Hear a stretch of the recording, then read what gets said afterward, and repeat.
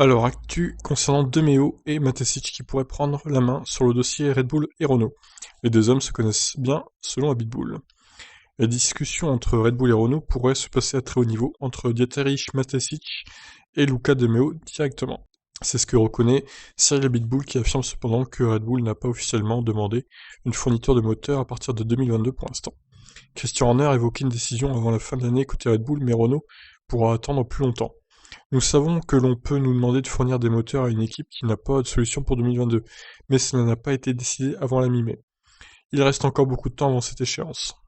Le Français confirme aussi les propos récents du docteur Helmut Marko. Horner n'est pas impliqué dans la décision et la stratégie finale. En ce qui concerne les négociations, Helmut Marko a toujours été mon point de contact, je pense que ça le restera le cas. Mais Dietrich Matesic et Luca De Meo se connaissent et ils ont peut-être déjà discuté de quelque chose. Il n'y a pas de négociation en cours.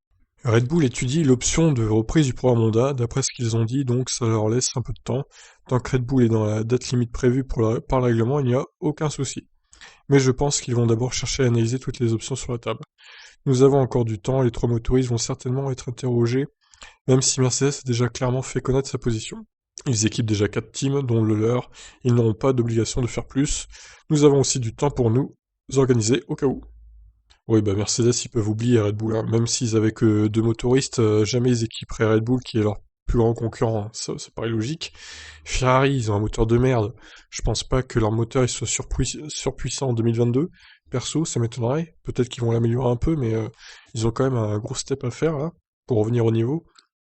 Quant à Renault, bah ça semble la solution la plus logique si vraiment ils peuvent pas racheter le programme Honda en fait. Donc voilà, les négociations vont vraiment se passer entre le PDG de Renault, Luca De Meo, et Dietrich Mateschitz, le PDG de Red Bull du coup.